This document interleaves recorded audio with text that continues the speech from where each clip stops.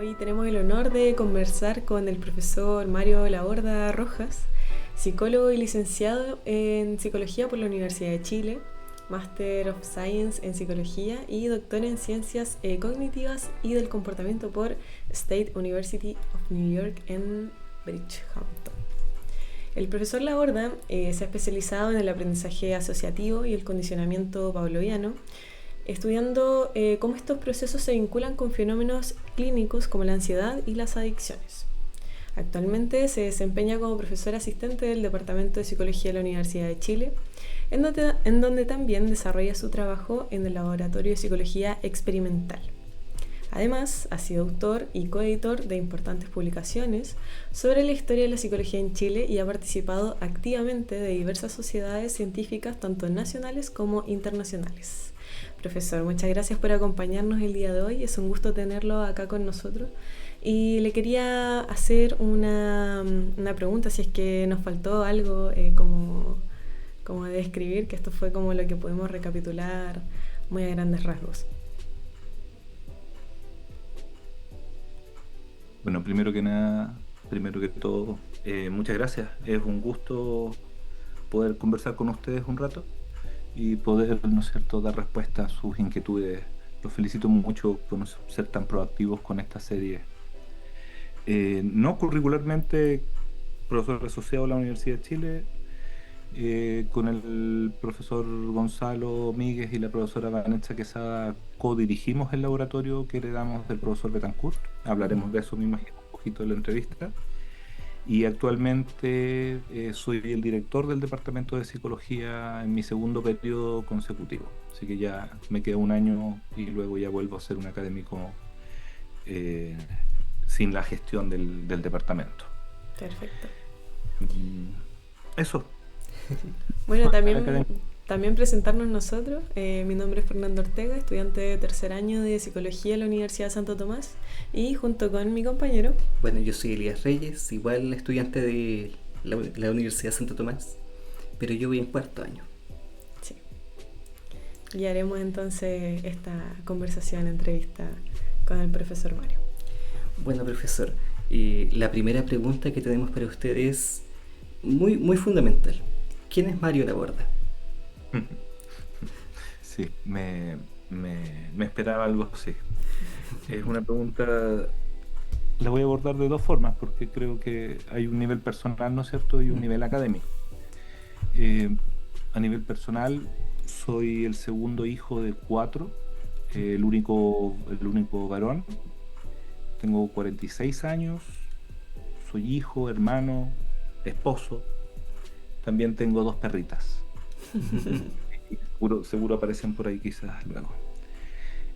Académicamente es como la presentación, soy psicólogo, soy estudiado toda la vida en la educación pública, estudié en el Instituto Nacional, luego en la Universidad de Chile el pregrado en psicología y luego me fui a la Universidad Estatal de Nueva York en Binghamton, donde estudié el máster y el doctorado.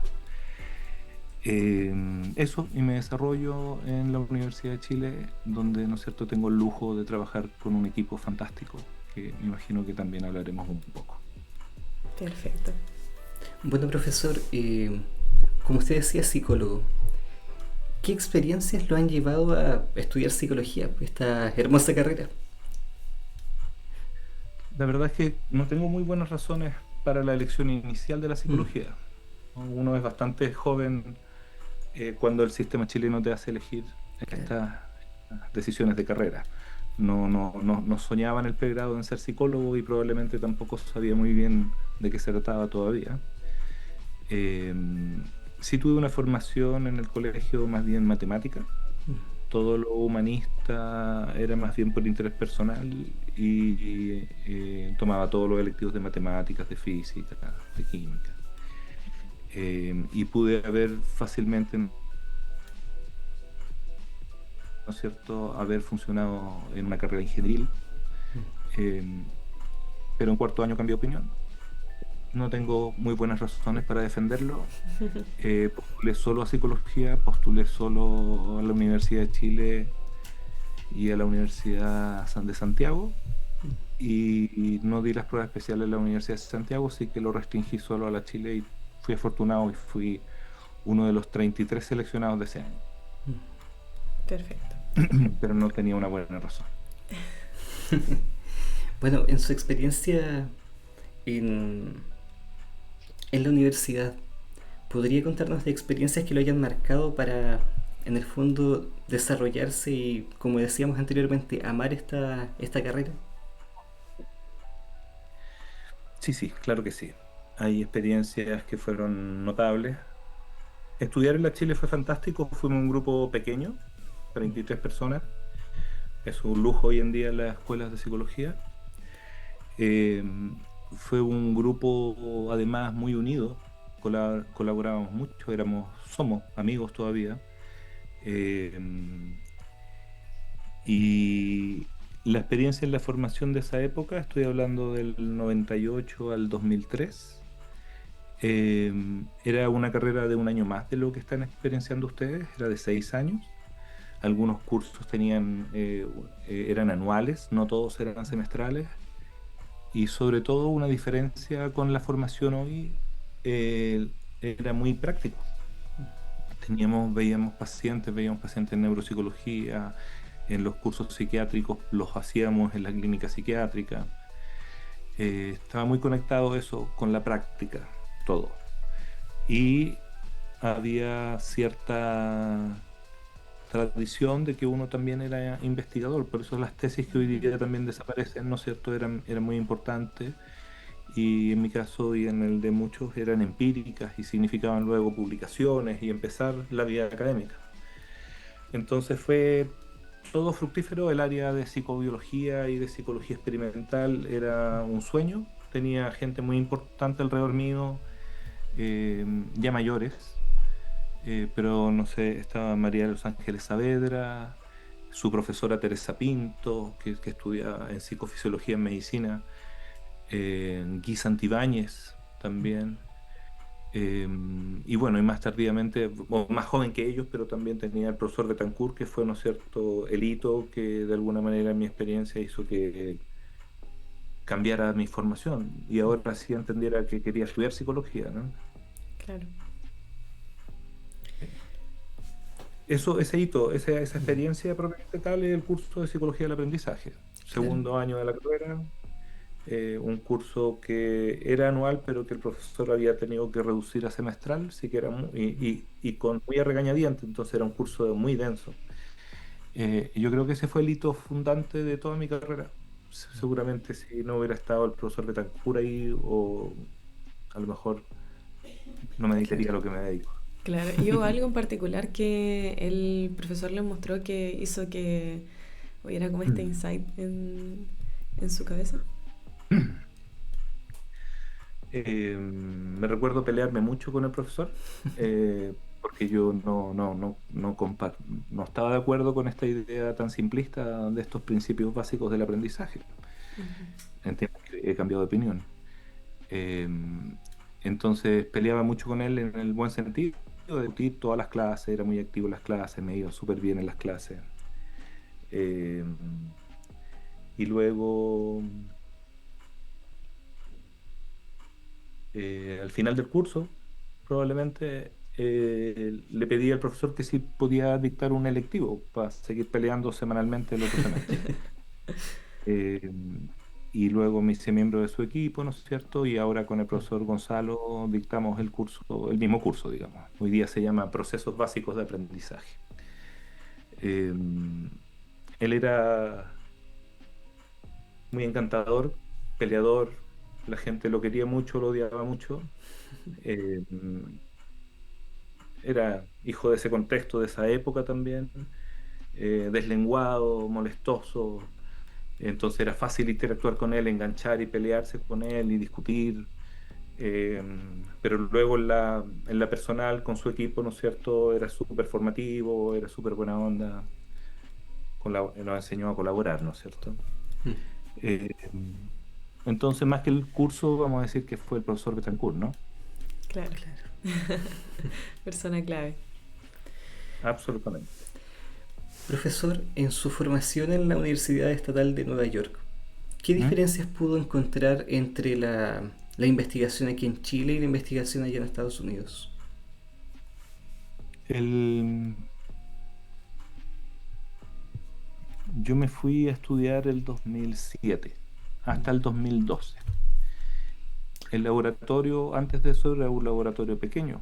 Mm. El profesor Betancourt trabajaba media jornada en la Universidad de Chile solamente y tenía un equipo de 3, 4, 5 estudiantes que lo ayudábamos a colaborar en unos pocos metros cuadrados, con muy poca experiencia.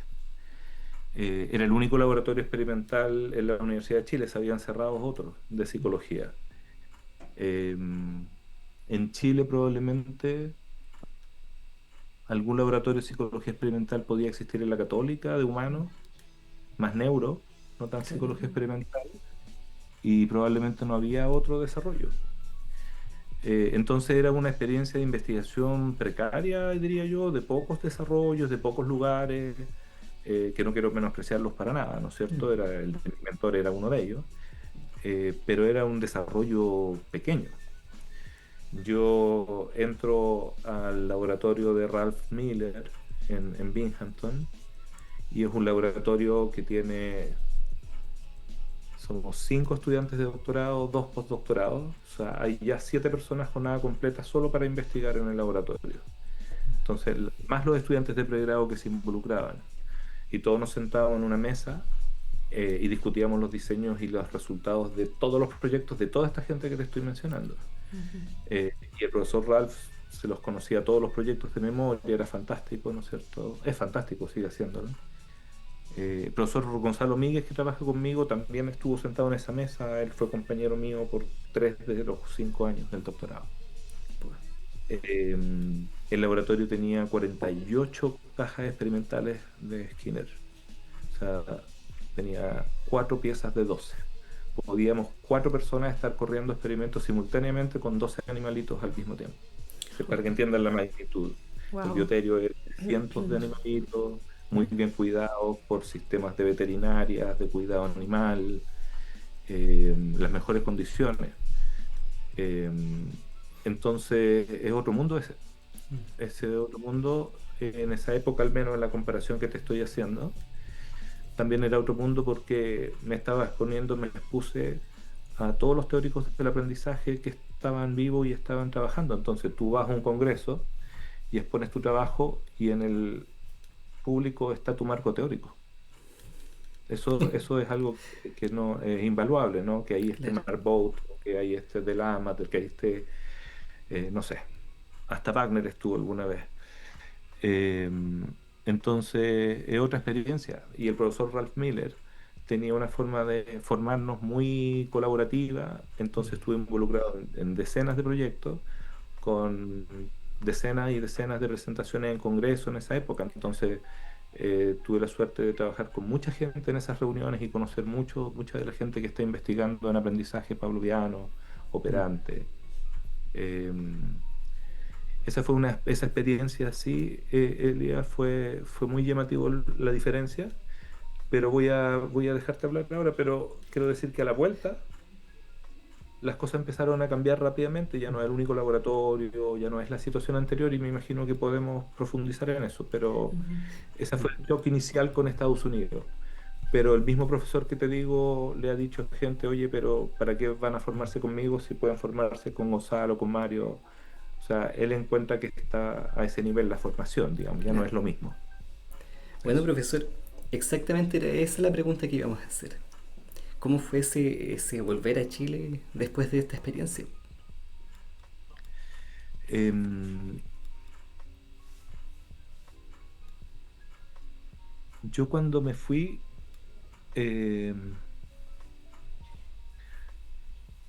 fui, les decía cómo era la psicología, pero se me olvidó decirles que el 2005 yo organicé una conferencia en la Universidad de la América, que esto determinó que yo terminara trabajando en ese laboratorio con Ralph Miller en el futuro, ¿no? Y en esa conferencia trajimos a la Universidad de las Américas, trajimos para inaugurar laboratorios, gastamos $1 millón logrado el profesor Pablo Marazzi juntar, y logramos hacer laboratorios muy grandes. Y trajimos como a la gente más importante de esta área, del área de los procesos básicos. trajimos a Rescorla, Robert Rescorla, a Alan Wagner, al autor del libro más usado, Michael Domhan, también estaba. El modelo de la tolerancia a las drogas que investigamos en el laboratorio, Shepard Siegel, Lorraine Allen. Hicimos una conferencia hermosa y ahí yo conocí a esta gente. Yo no sabía hablar inglés, yo champurreaba lo mejor que pudiera y arrendé una van y me los llevé a la playa y me hice amigos de ellos, ¿no? Y los conocí. Y ahí Ralph me invitó a postular a trabajar con él. Mi intención original era Shepard Siegel en Canadá para investigar la tolerancia con el creador de esa línea de investigación. Pero fue Ralph el que levantó la mano y me invitó y de ahí terminé trabajando con él. Eh, entonces, eso un poco, antes de eso, antes de esa reunión, nos parecía como medio imposible estudiar con alguien así. Nos parecía medio imposible conocer a alguien así y hablar con alguien así. Era una situación así como de estrellas de Hollywood que uno ve lejanas, ¿no?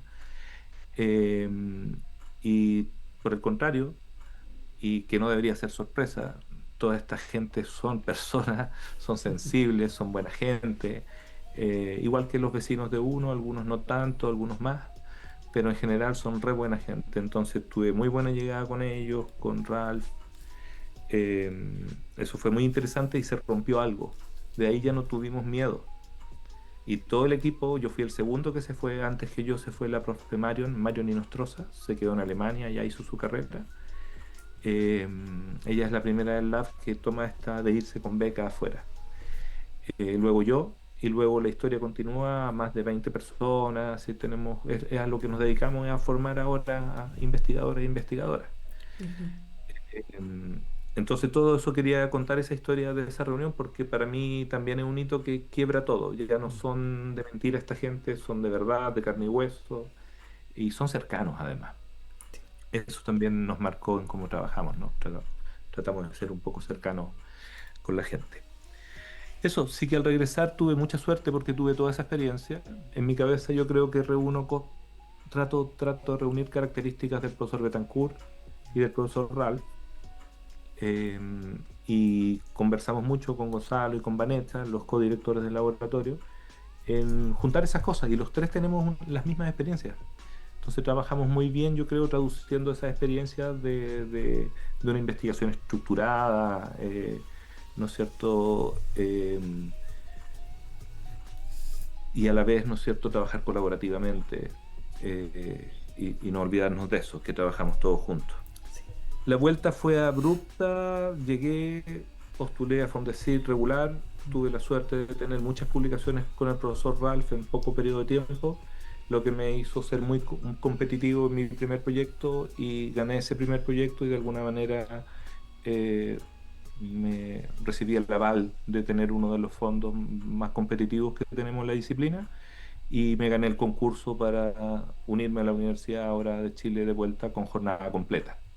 Yo siempre estuve contratado por 4 horas durante mi viaje. El doctorado yo seguía siendo profesor, pero con poquitas horas. Acá tuve que ganar un concurso a la vuelta y ya unirme al equipo. Y ese Fondesit es muy importante porque nos permite aumentar ese laboratorio pequeñito que hablábamos. Era probablemente de unos 9 metros cuadrados, 12 metros cuadrados como mucho. Y logramos 100 metros cuadrados, una sección para investigación con humanos, con realidad virtual, con más tecnología, ¿no es cierto? Otra sección para trabajo con operantes y con modelos de roedores. Qué increíble, profesor. Fue difícil consolidar como este espacio de la psicología experimental acá en Chile, como esa mirada estadounidense, o ya estaba a la base. Yo creo que han habido cambios desde que llegué el 2012. No sé si me competen a mí como responsable de ellos, ¿no? Hay algunos que sin duda empujé el barco hacia allá. Por ejemplo, la formación del doctorado en psicología de la Universidad de Chile, donde una línea es experimental. Claro. Yo empujé, promoví una idea que cobró fuerza y es que es de la formación tutorial. Un estudiante entra para trabajar los 4 años con una persona. Si esa persona no tiene tiempo, no tiene carga, no puede tomarlo, ese estudiante no puede entrar. Uno no va al doctorado a formarse en cursos, uno se va a investigar con alguien. Claro. Y esa visión es bastante, yo diría, de mi experiencia en Estados Unidos y en el formato de ese doctorado, ¿no? De investigar, trabajar uno a uno con ese profesor.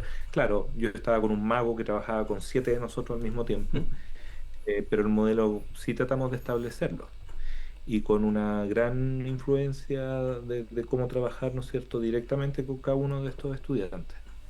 Entonces, en ese sentido, eso funcionó y sí creo que parte de ahí. Yo diría que al principio, recién de vuelta al doctorado, recién ganando el concurso público, probablemente había gente nueva en el departamento que me veía a mí llegar como nuevo cuando yo era antiguo, ¿no es cierto? Y venía yo con una tradición diferente y con publicar en revistas diferentes y eso sí creo que sí creó un pequeño shock inicialmente. Claro. Shock que hoy en día no creo que tenga nada que ver conmigo, pero ya no existe. Todos los colegas publican en las mejores revistas, no está en discusión que hay que publicar en ellas, que se postula para los fondos de investigación, eso mis colegas de todas las áreas lo están haciendo. Pero no necesariamente hace 10 años, 15 años cuando yo volví. Entonces, quizás ahí hubo una disonancia en lo que como yo veía la ciencia y la psicología y cómo la veía el resto. Hoy en día yo creo que eso ya no existe tanta diferencia en eso. Menos por la experiencia americana, que sí tenía sentido en ese minuto, hoy día a nadie creo que le importe eso. Perfecto. Profesor, y siguiendo esta seguidilla de preguntas relacionadas a la investigación, sabemos que gran parte de su trabajo se centra en este aprendizaje asociativo y del condicionamiento pavloviano. ¿Por qué cree que estos temas siguen siendo tan relevantes para comprender el comportamiento humano hoy en día?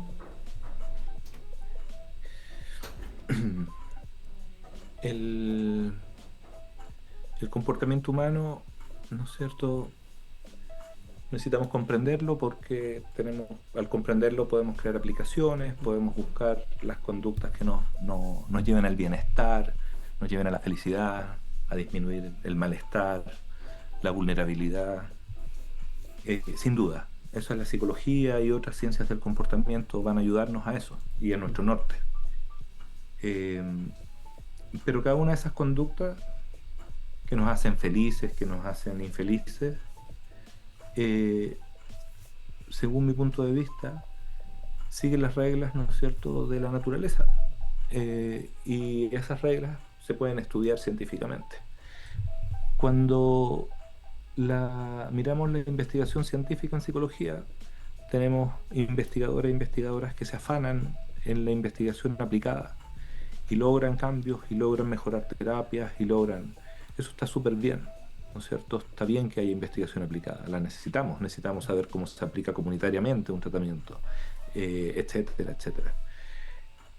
Pero si no tenemos conocimiento ahora de lo básico, de por qué nos comportamos como lo hacemos, es posible que sin comprender muy bien el comportamiento, la naturaleza humana, estas aplicaciones terminen luego no siendo fundadas y quizás encontrando resultados negativos. Entonces, defender la investigación básica creo que es fundamental, que es importante. Yo me dedico a eso en gran parte de mi carrera y de mi tiempo, es hacer investigación básica. Es una forma de investigar, es un área de investigación. Hay gente, y dentro de ella yo estudio el aprendizaje, el condicionamiento. Pero otros estudian la atención, la percepción, el performance desde la ciencia básica, el lenguaje en humanos y en otros animales. Entonces, son Rescorla le llama al aprendizaje los building blocks, ¿no es cierto?, de cómo representamos la realidad. Eso yo lo veo, ¿no es cierto?, en mi área en particular la veo así. ¿Por qué es importante la psicología del aprendizaje? Estudiar los procesos básicos del aprendizaje en particular. Es que creo que así concuerdo con lo que nos propone Rescorla, así representamos el mundo. Estas predicciones de eventos son como vamos representando y guardando nuestra información. Entonces, encuentro muy interesante estar ahí en algo tan fundamental que va a servir luego para entender por qué nos comportamos así en el trabajo, o en la psicopatología, o en todo lo que hacemos, ¿no? Nunca me interesó tanto el mundo aplicado como para dedicarme a una área de esa solamente. Me interesó mucho más esto de los principios básicos, ¿no? Todo lo que tiene que saber uno, y es un área que los psicólogos conductuales no pueden olvidarse. Se vuelven cada vez más aplicados, más centrados en la técnica, en la ingeniería conductual, si nos ponemos skinnerianos, pero eso no funciona si no perfeccionamos la ciencia básica que lo sustenta. Y hay veces creo que ahí se está dando una desconexión en un puente que debería ser evidente en la psicología conductual. De repente se rompe, de repente se quebraja y hay que cuidarlo más. Sí, en relación a lo que hice con la representación de la realidad, ligado como a esto de lo que usted ha investigado acerca de la extinción del miedo condicionado y estas recaídas, ¿cierto?, en la exposición terapéutica, ¿cómo se podrían relacionar estos hallazgos con la práctica clínica? Por ejemplo, en el tratamiento de la misma ansiedad o de las adicciones, porque Perfecto. son formas complejas, la verdad, de representar nuestra realidad.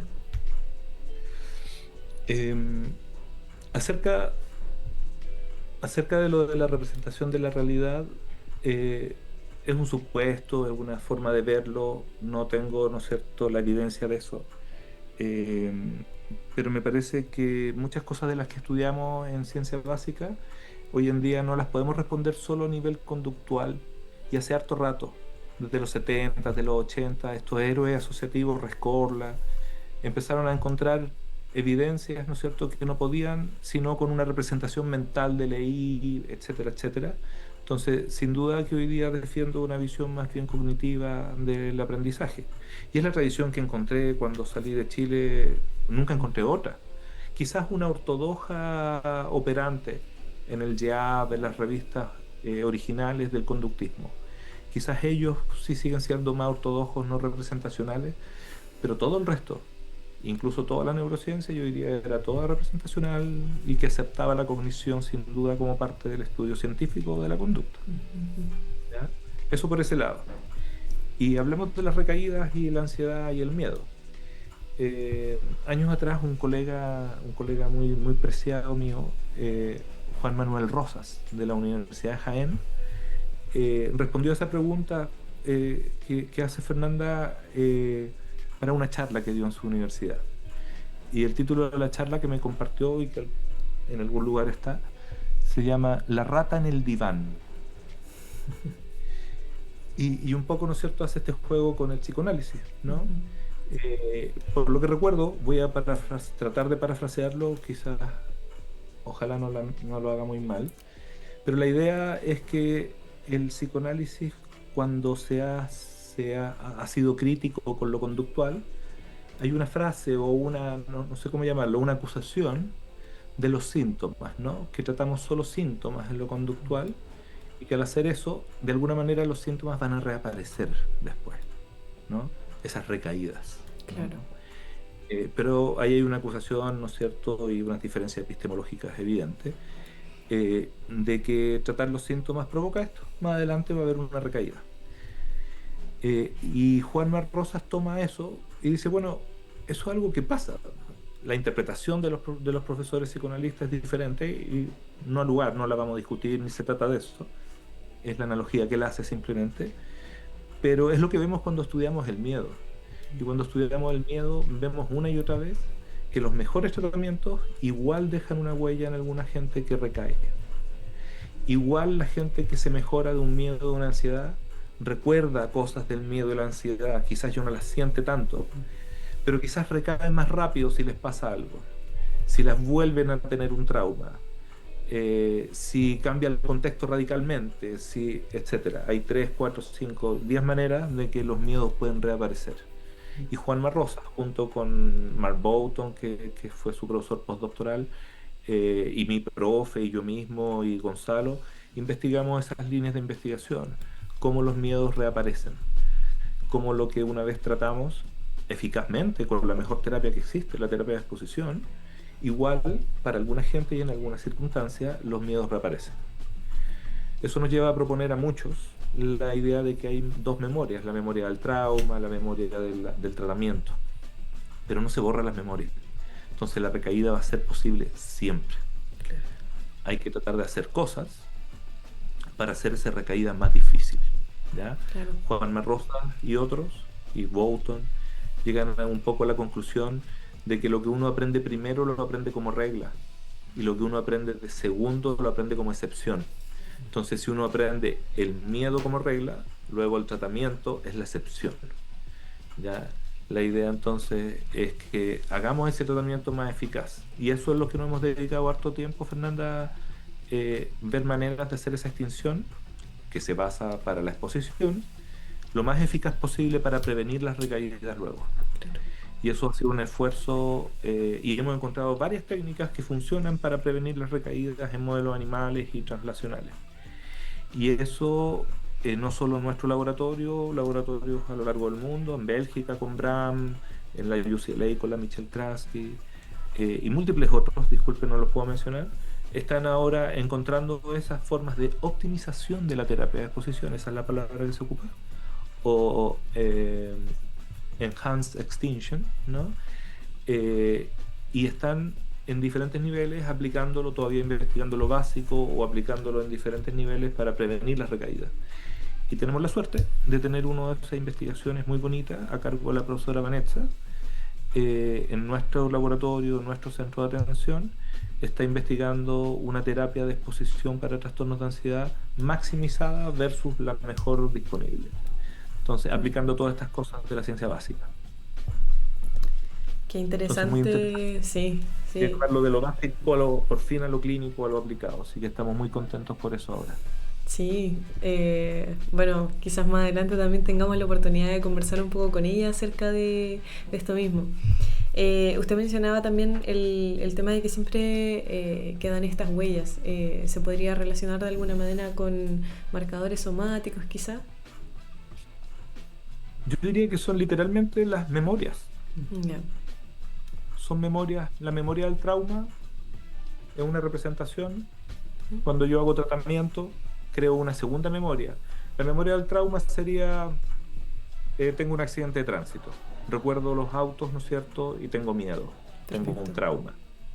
La memoria luego del tratamiento es en otro lugar, en la consulta, y creamos una memoria en ese nuevo contexto ahora, y lo hacemos por imaginería, por realidad virtual, por miles de maneras, y tratamos de crear ahora una memoria que autos no significan que va a haber un accidente y que va a haber malestar.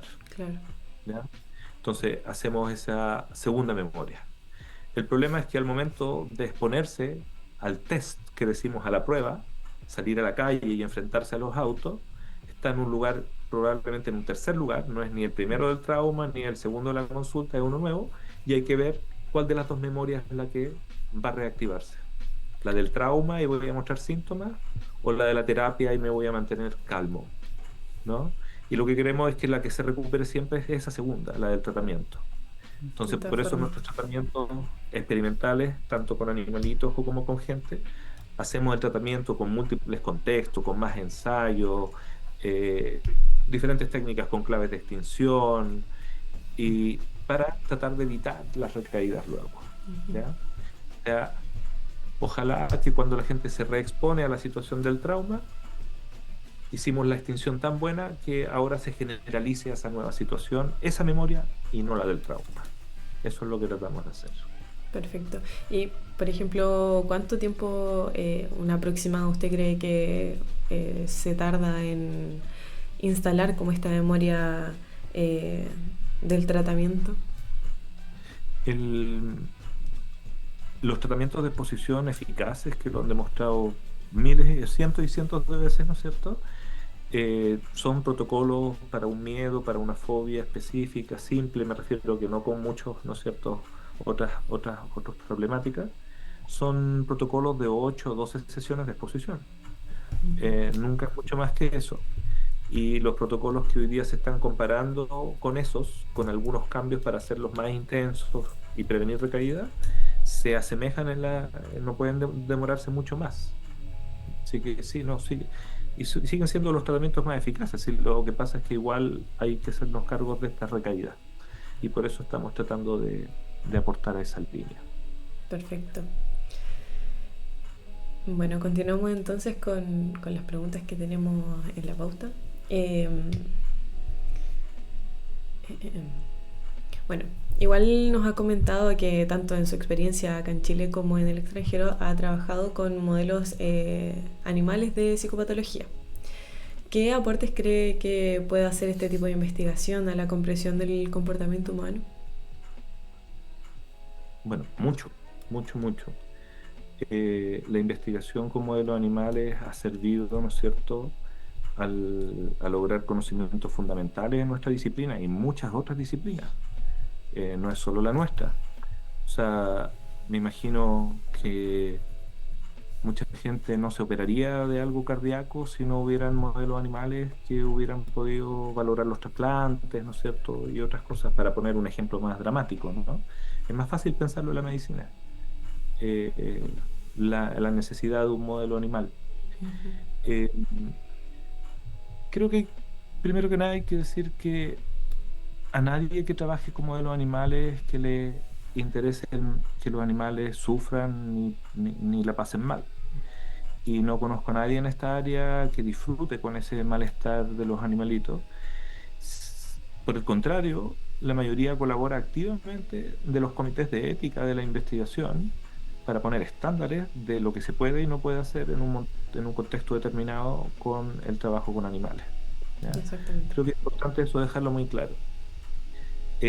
Son los comités de ética, son externos a las investigaciones, los que tienen que determinar si una investigación, el potencial, ¿no es cierto?, de una investigación, si es mayor o no a los potenciales problemas que generan en los animalitos y en todo en realidad. Ujú. Entonces, nadie hoy en día hace investigación con animalitos porque le interesa solo a él. Tiene que haber un comité extenso de expertos que van a valorar si eso es algo que se puede o no hacer. Entonces es Claro. muy importante poner eso de marco. Y esos expertos, ¿no es cierto?, van a valorar el nivel científico. Además hay que lograr la financiación. Entonces también hay un Fondesit que te evaluaron expertos del Estado para ver si tu investigación, ¿no es cierto?, era lo que se quería o no financiar. Y luego el Comité de Ética avala esa otra parte. ¿Ya? Entonces, primero dejar eso como marco, que es importante porque no se conoce tanto cómo funciona. Y uno va a poder trabajar con un animalito si cumple ambas situaciones. Está Claro. financiado y a la vez, ¿no es cierto?, el comité de ética. Eh, el sueño es que se utilicen cada vez menos y se utilicen más restrictivamente, pero para eso tenemos que avanzar en lograr conocimientos importantes todavía. Yo no creo que estemos ahí. Hay que seguir perfeccionando los modelos matemáticos, que avancen, porque nos van a ayudar mucho con los datos animales luego, ¿no es cierto?, a seguir modelando la conducta. Seguir restringiendo qué tipo de especies se puede trabajar y bajo qué limitantes.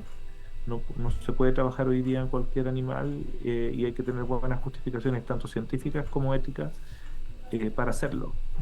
Eso, Fernanda, Elías, tiene que seguir así y tiene que seguir aumentando las limitaciones, seguir acotándolo lo menos posible y seguir haciéndolo con los mejores estándares. Los animalitos, si en un laboratorio los animalitos no están en las mejores condiciones, los datos de ese laboratorio no son buenos. No le van a servir a la ciencia, no van a resultar el testeo de la hipótesis. Los animalitos tienen que cumplir todos los estándares de bienestar. Por supuesto que sí. Y con respecto a, hablando como de avances, ¿cuáles de estos destacaría usted en la investigación sobre el aprendizaje en Chile dentro de los últimos años? ¿Cuáles serían como estos desafíos que también persisten y que hay que fortalecer en la investigación, además de los que usted nos mencionaba dentro de la investigación experimental? Eh, o sea, en Chile hay mucho que desarrollar. Yo les contaba, ¿no es cierto?, lo conductual en general no tuvo un desarrollo potente que ustedes conocen, con Sergio Llull, finales de los 60, principios de los 70, pero luego de la vuelta a la democracia, el despegue de su desarrollo no fue tan rápido ni tan potente. Hoy en día ya no están así, ya se ven en diversos lugares donde se está desarrollando lo conductual en alguna de sus vertientes, y también los psicólogos, la psicología experimental y los laboratorios. Esta historia triste, ¿no es cierto?, que te contaba del laboratorio chiquitito, hoy día no es chiquitito, hoy día tenemos 4 profesores, cada uno con sus proyectos, eh, tenemos 10 doctorandos y 2 postdoctorales, o sea, un lugar que se parece más a lo que les contaba de Ralph, ¿no? Claro, sí. Y eso ya lo estamos haciendo los profes en nuestra línea en el doctorado, ¿no? Pero también tienes a Edgar Vogel en la Universidad de Talca, que ha desarrollado, ¿no es cierto?, un laboratorio de psicología experimental ya por décadas, modelos animales y humanos, ocupa el parpadeo de humanos y conejitos antes. Él es un teórico del aprendizaje asociativo fundamental, vigente, con modelos matemáticos de la conducta publicados el último mes en las mejores revistas. Edgar Vogel con B corta. Ujú. Así que él siempre es un colaborador, un colega fantástico. Tenemos también a una española que llegó a la Universidad O'Higgins, Rocío Angulo, ya lleva probablemente ya más de una década colaborando y haciendo psicología experimental del aprendizaje en Chile. Tengo la suerte de colaborar con ella también en algunos proyectos. Javier Bustamante también en la Universidad O'Higgins, formado por el pavloviano alemán Laschnit, y tiene su propio laboratorio de juicios causales y aprendizaje en humanos también en la Universidad O'Higgins. En aprendizaje asociativo voy a mencionar 2 más, ex estudiantes nuestros. Felipe Alfaro está en la Universidad de Magallanes con un Fondesit, estudiando, ¿no es cierto?, la conducta adictiva desde la perspectiva asociativa. Y la profesora Consuelo San Martín en la Universidad de los Andes aplica, ¿no es cierto?, en aprendizaje asociativo los problemas de vulnerabilidad que tiene la gente y las diferencias individuales en el miedo y la ansiedad. Claro. Son nuevos laboratorios que se están creando de psicología experimental y del aprendizaje. Entonces, hay otros que son más de neuro, insisto, en la Católica, ¿no es cierto?, y varias más. Pero de experimental del área del aprendizaje, yo creo que son los que les acabo de mencionar. Qué increíble, profesor. Nos gustaría hacer un par de preguntas sobre el Laboratorio de Psicología de la Universidad de Chile. ¿Cuáles serían las principales líneas investigativas que tiene el laboratorio? La línea inicial y principal, yo creo todavía, tenía que ver con la conducta adictiva, el aprendizaje, los determinantes de aprendizaje en el consumo de drogas. Inicialmente y mayoritariamente la tolerancia a las drogas, porque el efecto de una droga, ¿no es cierto?, va cambiando con la exposición a esta.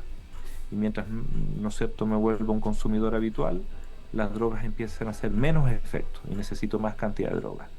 Ese fenómeno de tolerancia lo estudiamos desde una visión pavloviana, basada en este autor que les mencionaba, Shepard Siegel, de Canadá, y que probablemente somos uno de los pocos laboratorios que continúa estudiando esos parámetros de la tolerancia a las drogas.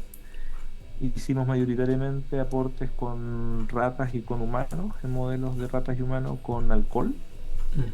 En los humanos se llama, ¿no es cierto?, reactividad a las claves de droga, esa tipo de línea de investigación. En lo más reciente, mi último Fondesit estudiamos el efecto del cannabis en esa línea de investigación. Particularmente nos sentimos interesados siguiendo el ejemplo de Juan Carlos Molina en Argentina, en la Universidad Nacional de Córdoba. Él evidenció muy claramente los déficits en el desarrollo que causa el consumo materno de alcohol en las crías. Y eso es un déficit horrible, evidente. Búsquenlo, es terrible los efectos que causa el alcohol en el desarrollo de los humanos y de los animalitos. Y eso yo vi como Juan Carlos, ¿no es cierto?, que un ejemplo para esto, afectó harto la opinión pública, ¿no? Y se empezó a hablar de esto. Y yo me preguntaba que eso era muy importante, sobre todo si estaba evidenciando que tenía tanto el síndrome, ¿no es cierto?, alcohólico fetal es tan fuerte. Y noté, pensé, leí que con el cannabis se estaba liberalizando el uso tanto que la gente lo ocupa, ¿no es cierto?, para relajarse un poco, lo ocupa un poco, lo ocupa mucho, y que no me cabía duda de que el aumento, que estaba en aumento en madres embarazadas y que había re poca investigación al respecto. Entonces hicimos un modelo animal para que vean que es importante. Ese estudio no lo puedo hacer con mamás humanas Claro. para poder saberlo. Entonces teníamos vaporización en ratas madres y evaluábamos las crías. Y claro que tuvieron ciertos problemas en aprendizaje operantes luego por sobre los pavlovianos. Y probablemente eso nos indica los problemas motivacionales del cannabis en el desarrollo. Algo le hacemos al sistema de recompensa y al sistema motivacional cuando consumimos, cuando el cerebro se está desarrollando. Y también encontramos y estudiamos el fenómeno de tolerancia. Disculpa que me extendí ahí, pero la línea de adicciones entonces y todo lo que tenga que ver con aprendizaje y adicción. Y otra línea que tiene que ver con miedo, ansiedad, desde lo básico con animalitos o con gente. Tenemos preparaciones donde también estudiamos el condicionamiento de amenaza, se le llama hoy día, en humanos y en animalitos. Y también con la misma extensión que hablábamos de antes, con la idea de llegar hasta las terapias, ¿no? O sea, tenemos colegas hoy día doctorandos que sus proyectos son más clínicos, más translacionales o más básicos. Y finalmente se nos unió ahora un nuevo profesor al laboratorio, el profesor Gonzalo Quintana.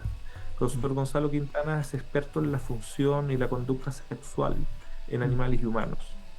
Entonces estamos inaugurando una línea de investigación acerca de eso, de la sexualidad, tanto como les decía en modelos animales con ratitas y con humanos por ahora en un nivel más como de encuesta. Claro. Pero también en el futuro va a ser experimental. Excelente.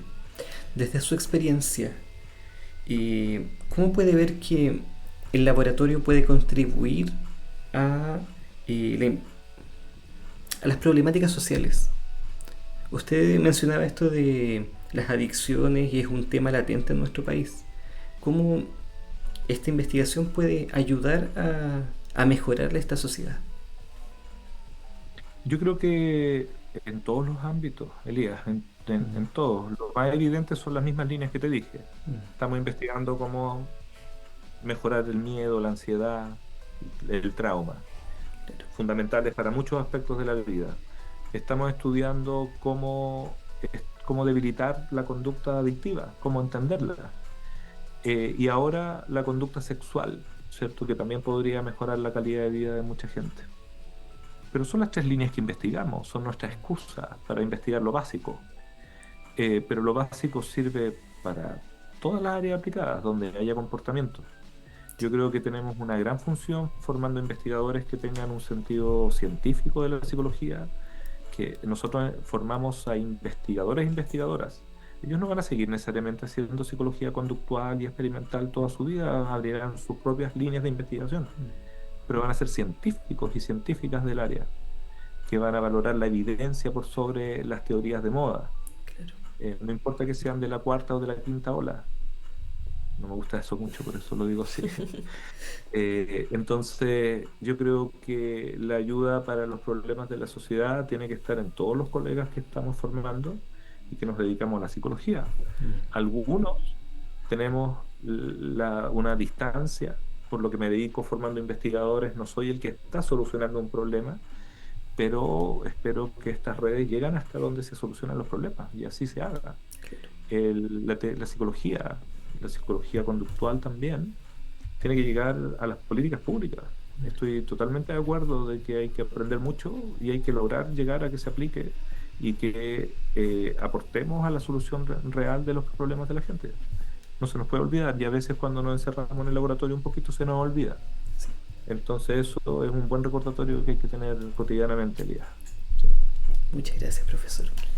Profesor, con respecto a esta nueva línea de investigación, por así decirlo, que usted mencionaba acerca de la sexualidad, ¿cuáles son como las cosas que más llaman la atención para abrir como esta nueva línea de investigación? ¿Cuál es como el propósito? ¿A qué apunta? El laboratorio y el departamento necesitaba crecer en el área de psicología experimental y neurociencia. y el profesor Quintana, ¿no es cierto?, ganó un concurso público para ser la persona que se incluyera en el equipo, ¿ya? Su expertise es en, bueno, ya lo conocerán y él podrá explicarse, pero él se formó en ciencia básica con el profesor Edgar Vogel en Talca antes de irse a un doctorado en conducta sexual en roedores en Canadá. Y ahí trabajó aprendizaje asociativo en la conducta sexual en roedores, fetiches, diferentes aspectos de la conducta sexual. Esa es una tradición que en psicología del aprendizaje existe hace mucho tiempo. El modelo más utilizado hoy en día yo diría que son las codornices. Y el autor de este libro famoso, Principios de Aprendizaje y Conducta, Mike Domian, su línea de investigación en condición pavloviano fue con codornices y conducta sexual, toda su carrera. Y su heredero es Germán Gutiérrez en la Universidad Nacional de Colombia, en Bogotá. Germán Gutiérrez tiene su laboratorio y tienen codornices y estudian la conducta sexual en modelos animales. Y hacen demostraciones fantásticas de la influencia de este tipo de aprendizaje en la mejora en todos los aspectos de la conducta sexual. Muy importante la señalización del sexo, ¿no? Esas señalizaciones pavlovianas. Y bueno, y el profesor Quintana estudia eso con ratitas en algunos modelos, y entiendo que actualmente estudia también mediante encuestas, valoran muchas cosas de la conducta sexual de la gente y luego hacen estudios, ¿no es cierto?, estadísticos de estas encuestas para estudiar diferentes aspectos de la conducta sexual, el uso de pornografía, etcétera, etcétera. No me puedo meter a representar la investigación tan a fondo. Claro, pero igual es un tema muy interesante. Me gustan las posibles conexiones de la ansiedad con eso y la conducta adictiva, la pornografía, la conducta sexual también muchas veces se vuelven así. Son conexiones que con el tiempo iremos viendo con los profesores. ¿Sí? Perfecto, profesor. Bueno, ahora también queríamos preguntarle acerca de su lado en el cual fue usted coeditor, ¿cierto?, del libro Notas históricas de la psicología en Chile. ¿Qué aprendizajes obtuvo de este trabajo en este aspecto de la historia de esta disciplina? ¿Qué considera usted como que fue lo más valioso que obtuvo de ello? Qué bonita pregunta me hace Fernanda, porque bueno, ese sería el único libro que hemos trabajado, que hemos publicado como libro. Tenemos hartos capítulos en diferentes lugares, pero ese fue el libro que trabajamos. Ese libro lo encomienda el Departamento de Psicología por su aniversario número 60 y nos dice a un comité: piensen las celebraciones que vamos a hacer, modestas, poquitas, pero hagamos cosas, ¿no es cierto? Y yo propongo hacer ese libro. Y estamos hablando de profesor muy joven, recién egresado, antes de irme al doctorado, con 4 horas, ¿no? Y empiezo a hacer ese libro, recién titulado. Le pido a la profe Vanessa que lo hagamos juntos, y lo hacemos mientras estoy en el doctorado y se publica a la mitad de ese periodo. O sea, para nosotros significaba mucho porque ustedes han escuchado el profe Julio Villegas. El profesor Julio Villegas, un profesor de psicología social, conocido de Julis, tiene hartas historias, que lamentablemente falleció hace un par de años. El Julio Villegas hablaba mucho del estado de la psicología, de la historia de la psicología y la importancia de ser responsables de nuestra disciplina. Y nosotros, de estudiantes jóvenes con Vanessa y con Gonzalo Míguez, eso nos llegó directamente y nos sentimos un poquito responsables gracias a las palabras de Julio. Entonces el libro es un poco hacernos responsables muy chicos, ¿no? Y hacemos ese libro, invitamos a harta gente. Se consideró siempre, todavía tengo los borradores, era el volumen 1 de como 5 volúmenes.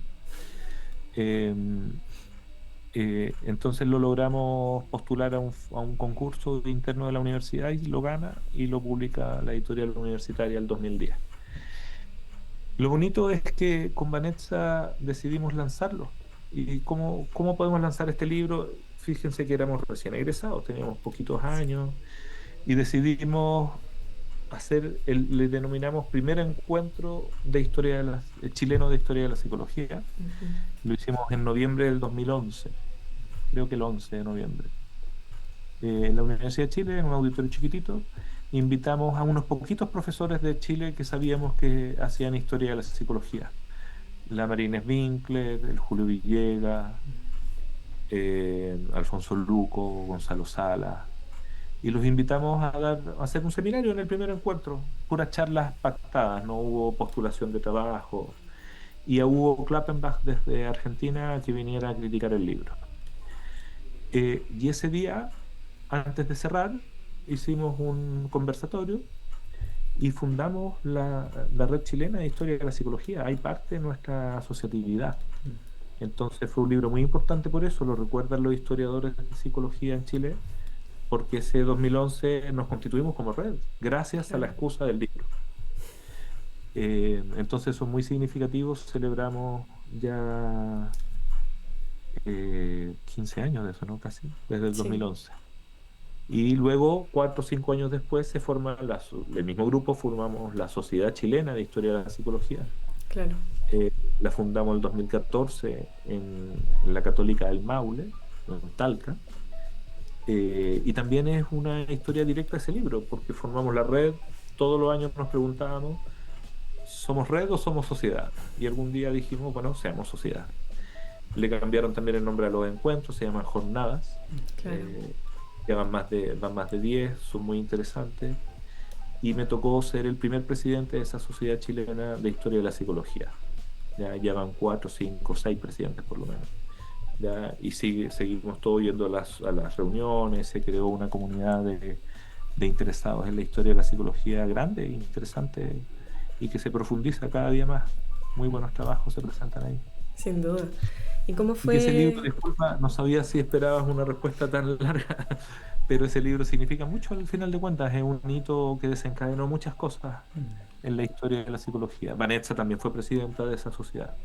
Es que, claro, de hecho, o sea, también hemos tenido la oportunidad de revisar algunos números de la revista de la Universidad de Chile en las que se publican también algunas de estos hallazgos como más históricos, ¿cierto? Claro, De nuestra disciplina. es que no me recuerdo bien el año, pero voy a decir 2015, la profesora Claudia Zúñiga es mandatada a editar la revista de psicología, y a mí me invita como editor asociado. Y la convenzo de que inventemos una sección, lo que te refieres tú se llama Máquina del Tiempo. Sí. Y una sección de la revista que inventamos y que estamos muy contentos de que perdure en el tiempo cuando ya no somos los editores. Luego yo fui el editor de la revista, así que ahí siguió la sección, pero ahora yo ya no soy el editor y la sección sigue siendo como un sello de la revista. Entonces está muy bonito eso también consecuencia de esto. Claro. De ese mismo ímpetu inicial que tuvimos.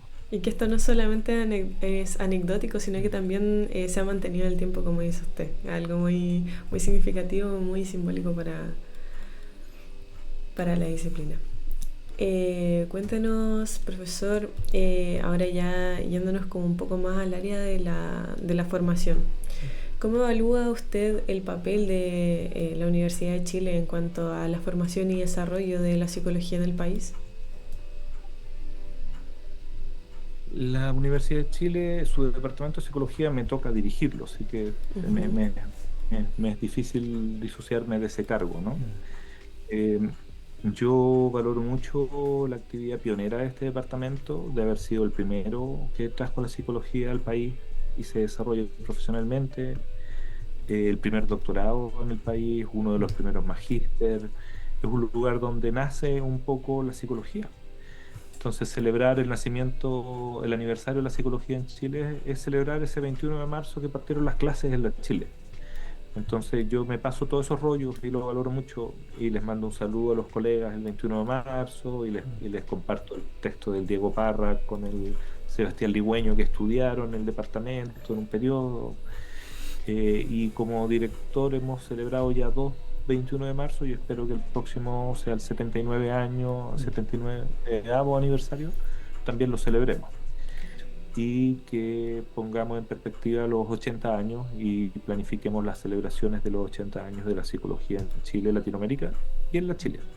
Entonces sí, yo me paso todos esos rollos y lo valoro mucho, mucho, que sí tenemos un rol interesante. También veo a mis colegas que investigan, que son líderes en la psicología social, educacional, donde mire en mi departamento, tengo gente que hace muy bien lo que hace. Entonces creo que también tenemos un gran rol formando investigadores. Tenemos un doctorado y medio, tenemos un doctorado en psicología y a medias hacemos el de psicoterapia con la Universidad Católica. Entonces, estamos formando muchos investigadores, que no es el lujo que se puedan dar todas las escuelas de psicología del país, ¿no? Entonces, también tenemos un rol activo en la formación de investigadores e investigadoras. Además de todo lo profesional que podamos aportar al formar psicólogos y psicólogas. Eh, pero creo, bien personalmente, que también tenemos una responsabilidad más general con la psicología. Eh, yo junto con varios colegas de las universidades estatales y de las universidades del CRUCH estamos muy preocupados de la masividad de nuestra disciplina y de su desregulación. No hay reglas, tenemos una ley que nos habilita y luego todo es cancha. Entonces estamos muy preocupados de la cantidad de psicólogos que egresan a cada año, casi 7.000 cada año, del número total de psicólogos que tenemos en el país, casi 100.000. De la tasa de psicólogos per cápita, ya son 539 cada 100.000 habitantes. Somos el país con más psicólogos per cápita del planeta. Eso nos tiene muy preocupados. Entonces también como director del departamento me ha tocado involucrarme en esas discusiones. Creo que es muy importante que como departamento, pero como al final de cuentas en algún momento todos los psicólogos y psicólogas tenemos que preocuparnos de esto. Pero hoy en día también ahí sí jugamos un rol porque discutimos esos temas con todas las estatales en nuestras reuniones del CUECH. Y luego también con todas las autoridades y directores de psicología del consorcio, perdón, del CRUCH. Eso tiene que ser materia que nos preocupe a todos. Los invito a estar súper preocupados, ¿ya? Para que nos hagamos responsables, como decía Julio Villegas, ¿no? Sí. Yo creo que si algo puedo lograr y convencerlos de que se sientan responsables de su disciplina, Julito va a estar ahí muy contento conmigo, pasando la responsabilidad. Sí, y con esto de estos conversatorios que se han tenido acerca de este desafío, ¿cierto? ¿Cuáles cree usted qué otros desafíos, podríamos decirlo, han surgido últimamente que la educación en la formación de psicólogos puedan existir? Sí. Por un lado está la masificación, ¿no? Pero no sabemos, no hay ningún estudio que nos diga que es un problema. Si Claro. esos 539 psicólogos cada 100.000 habitantes están trabajando todos y haciéndolo fantástico y mejorando el bienestar de la gente y nuestros índices de depresión están en el piso y lo estamos haciendo fantástico y no hay adicciones, son los que necesitamos. Pero algo me late que no estamos en esa situación, ¿no? Que no estamos sin depresión, que no está todo bien. Pero todavía falta definir si esos psicólogos tenemos que abrir las posibilidades a que nos dedicamos. Como les dije, donde hay conducta, donde hay comportamiento, hay un trabajo para un psicólogo. Entonces podríamos estar en muchos otros ámbitos que no estamos explotando. Entonces la masificación per se no es lo peor, porque todavía no sabemos si es bueno o malo. ¿Están ganando bien los psicólogos o mal? No hay ningún estudio decente de empleabilidad. Entonces no tengo ninguno de esos datos. Sin embargo, y en estas conversaciones con todos estos directores de todas las universidades que me he estado juntando, no sabemos si se forma bien, no sabemos si hay calidad en la formación. Y eso sí nos tiene que preocupar porque está en nuestras manos, somos los que formamos. Entonces, la discusión, el diagnóstico es que la situación probablemente está mal, porque no hay ninguna regulación que obligue a ninguna universidad a cumplir ningún estándar. Nada. En Chile no hay nada. Y en otros países no solo hay que ir a Europa, sino también Colombia, ¿no es cierto? Perú, lo tienen mucho más organizado. Nosotros no tenemos que estar inscritos en ningún colegio de psicólogos ni nada. El colegio de psicólogos tiene menos de 500 miembros, muy chiquitito. Entonces, no hay una institucionalidad, no hay ninguna institución en Chile que hable por la psicología o se preocupe de su devenir. Claro, claro. En estas discusiones se han levantado tres necesidades grandes y que deberían marcar lo que logremos los próximos 20 años, yo creo. Lamentablemente no son cosas más rápidas. Uno, asegurar la calidad, acreditación obligatoria de las carreras de psicología. En Chile eso ocurre solamente con medicina, odontología y las pedagogías. Todas las carreras de esas disciplinas tienen que acreditarse ante la Comisión Nacional de Acreditación. Y ahí le dan acreditación por tantos años y la evalúan constantemente. La psicología no estamos obligados, sin embargo, creo que es fundamental. Eso va a ser difícil, eso hay que cambiar leyes, eso hay que convencer a mucha gente. Segundo, más difícil todavía, la ley que nos permite, ¿no es cierto?, ser profesionales, nos permite ser profesionales desde que nos otorgan el título y sin ninguna otra exigencia podemos hacer lo que queramos como psicólogos, las áreas que queramos. Eso tiene que cambiar, tiene que ser una ley moderna donde se dictaminen también las especialidades y los requisitos para ser especialista en psicología clínica, en psicología educacional, en psicología laboral y las que definamos como sociedad que necesitamos. Pero vamos a necesitar especialidades. Ya no da abasto una formación generalista de un profesional. La formación generalista debería ser la licenciatura, el camino académico, pero la actividad profesional debería ser certificada cotidianamente. No tenemos nada de eso. Y finalmente, la trilogía, ¿no es cierto?, de medidas que se sueñan que se llega un poco a la conclusión, es una prueba de salida de la carrera. Esa prueba, hoy en día tenemos la presión legal.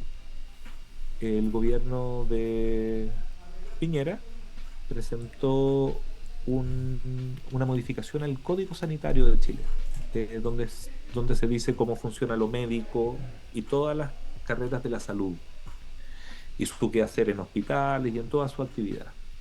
Y en esa modificación sustitutiva al Código Sanitario se define la psicología solo como salud. Sabemos que somos más complejos que eso.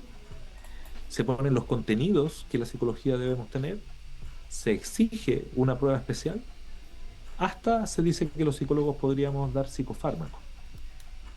Esa ley está en discusión hoy en día en la Comisión de Salud de la Cámara de Diputados.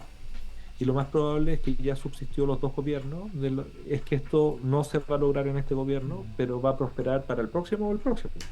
Entonces, esa prueba la va a pedir el Estado. Entonces, hay una necesidad, yo creo, de empezar por ahí. Quizás, y eso es lo que estoy trabajando con muchos colegas, es quizás debemos empezar ya con una prueba de psicología de egreso, sin que la pida el Estado todavía. Yo creo que por ahí van a ir encaminados y a institucionalizar algo en la psicología, ¿no? Sí. Estas redes también. Esos diría yo los tres ámbitos donde se ha visto como muy importante que hagamos acciones los psicólogos y las psicólogas en el futuro. Y que todas van a ser peleas, ninguna va a ser tan clara, ¿ya? Pero sin duda hay que tener esas discusiones y llegar a un consenso. Recuerden que una prueba no es homogeneizar a todas las carreras. Está bien que haya cierta diversidad entre cómo formamos en diferentes lugares. Una prueba mide los mínimos, ¿ya? Eso es importante. No es que vamos a salir todos experimentales después de esta prueba, no tiene sentido, no tiene que ser así, ¿ya? No es una prueba así. Perfecto. Nos parecen súper interesantes estos tres puntos que usted toca, profesor. Y me gustaría detenerme un poco en el primero, la parte de la acreditación, y preguntarle también cuál es su opinión de estas universidades que dan o dictaminan la carrera de psicología de manera online o semipresencial. ¿Cuál es su opinión al respecto de ello? Súper. La carrera de psicología creo que es tan delicada en su acción que necesitaría un sistema de aseguramiento de la calidad continua. ¿Cómo se logró con medicina? Nadie duda que un médico y cómo forman a los médicos debe ser supervisado Y también se hizo, como les decía, con odontología y con las pedagogías. Creo que los psicólogos y las psicólogas también tratamos de una forma con temas sensibles y eso debería ser mirado con lupa. Eh, Eso hay que lograrlo. Antes había acreditación en las carreras de psicología, eso se eliminó, hoy día es voluntaria también. Hoy día, desde este año, uno puede volver a hacerlo, pero si un departamento no quiere acreditar su carrera, no lo hace, no hay ninguna consecuencia. Hoy día la acreditación se hace por universidad más que por carrera. Claro. Entonces, habría que empujar la posibilidad de hacerlo obligatorio por carrera, entrar a esa trilogía de carreras que seamos 4. Eh, Tuve la suerte de reunirme con el presidente de la Comisión Nacional de Acreditación para hablar de este tema. Y resulta también con el director de la Universidad Católica, Carlos Cornejo. Juntos nos reunimos con el presidente de la CNA y entiende las razones, entiende de que es una posible solución, pero es la sociedad psicológica la que tiene que convencer a la Cámara de Diputados y hacer una ley al respecto. Si no, eso no se puede ejecutar, no es algo que pueda decidir la CNA. Claro. Entonces, por ahora, cada universidad tiene autonomía de hacer las carreras como quiera, se somete a acreditación solo si le interesa. Algunas deciden acreditaciones extranjeras, de otras marcas, pero está al arbitrio de cada una. Y eso no va a cambiar en los años siguientes a menos que cambiemos la ley, o sea, falta un rato. No hay nadie modificando la ley ahora. Claro. Espero que eso cambie en los próximos años y haya un grupo de psicólogos y psicólogas que estemos en esa campaña. Pero no es realista hoy en día, ¿ya? La cantidad de artículos, de carreras que se dan en formatos especiales hoy en día aumenta, se mantiene, aumenta, es harto, no me recuerdo el número, pero casi un 30%, 20 y tanto por ciento de la matrícula que tenemos es en formatos que no son totalmente presenciales o que son en horarios vespertinos donde no se cumplen las mismas cantidades de horas que en el diurno. No caben, no existen esas horas de una franja de 7 a 10, no existen las mismas horas que tienen en la mañana. Es gente que está trabajando, entonces tampoco tiene toda la jornada para estudiar, así que no es lo mismo. Claro. Entonces, es parte de mis preocupaciones, no solo con la matrícula elevada, sino que es el mercado en acción, creando matrículas donde haya alguien que las quiera. Y eso me preocupa mucho, ¿ya? No es solo la masificación, ya les dije, puede ser que necesitemos todos estos psicólogos y que si están bien formados sean fantásticos, pero no me consta ninguna de esas cosas. Me consta de que creamos secciones, ¿no es cierto? Y sin mirar la disciplina entera. Claro. Y por eso tengo todas estas preocupaciones que les contaba, ¿no? Sí.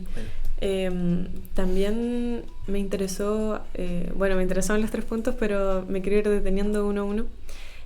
Cuando usted habla de especialidades, también es importante destacar cuál es el rol que tenemos los psicólogos en formación nosotros, y cómo estos de repente no están muy bien definidos. Se tiene como duda de qué es lo que va a hacer el psicólogo en su determinada área, ¿cierto?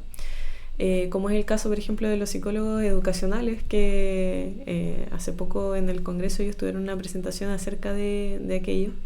Y me gustaría saber si es que usted considera que por normativa debería existir como esta descripción de rol por área de psicólogo o psicóloga.